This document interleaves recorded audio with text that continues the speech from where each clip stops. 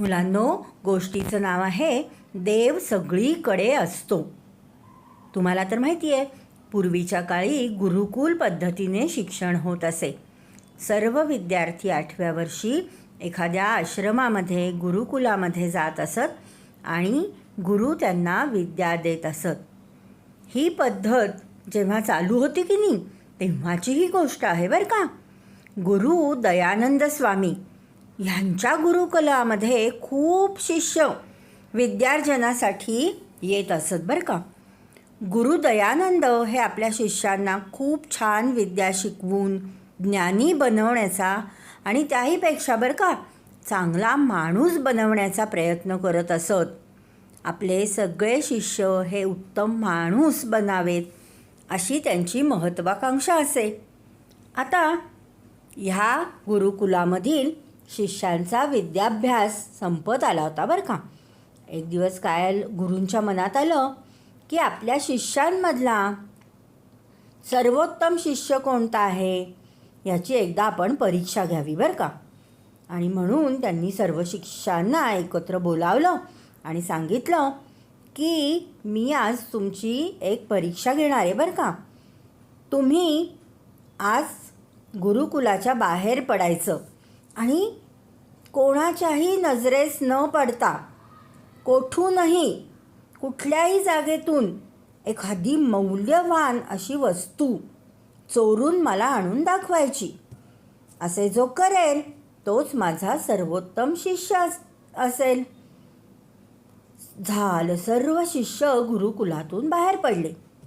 मग सगळे शिष्य त्यांना जमेल तिकडे, वाट फुटेल तिकडे गेले. कुणी गावात गेलो, कुणी डोंगराच्या भागात गेलो, कुणी दरीमध्ये उतरलो आणि जिथे जिथे म्हणून त्यांना काही मौल्यवान वस्तू चोरून आणता येतील तिथे तिथे जाऊन त्यांनी वस्तू चोरून आणल्या बरं का. अपवाद फक्त आर्यमनचा होता. तो काहीही न आणता गुरु दयानंद स्वामींच्या समोर उभा राहिला. गुरूंनी आर्यमनला विचारलं, तू काय आणलंस आर्यमन? तेव्हा आर्यमन म्हणाला, गुरुवर्य, मी काही तुमची आज्ञा पाळू शकलो नाही, मला क्षमा करा. चोरी लबाडी करू नये हे आपणच मला शिकवलं आहे ना.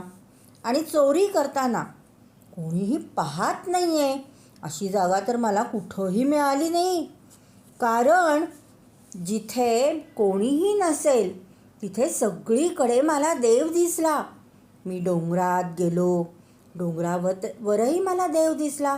मी मंदिरात गेलो, गाभाऱ्यात गेलो, तिथेही देव होता. अगदी कुठंही गेलो तरी देव माझ्याकडे बघतच होता.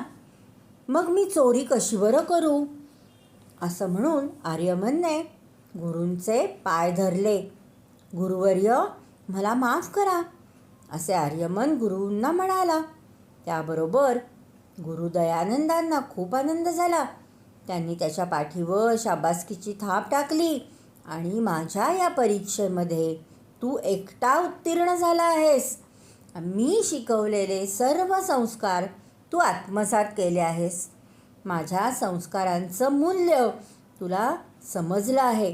तुझ्या या प्रामाणिकपणाने, खरेपणाने मी अगदी भारावून गेलो आहे आणि माझा सर्वोत्तम शिष्य होण्यास खरं म्हणजे तूच एकटा लायक आहेस.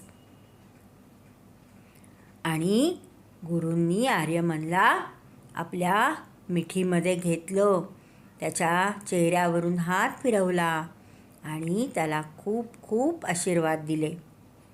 छान आहे की नाही गोष्ट मुलांनो?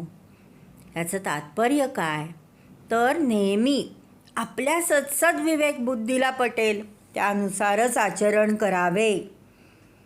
बघा, आर्यमन तसेच वागला आणि त्याने आपल्या सद्विवेक बुद्धीला पटेल तसेच आचरण केले आणि त्याला समजले की देव सगळीकडे असतोच.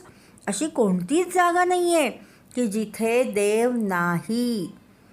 देव सगळीकडनं आपल्याकडे बघत असतो, हे नेहमी लक्षात ठेवा मुलांनो. म्हणून सत्याची कास कधीही सोडायची नाही. नेहमी प्रामाणिकपणे वागायचं, खरं बोलायचं, सत्यतेच जगायचं. हे लक्षात ठेवा. ठेवाल ना लक्षामध्ये?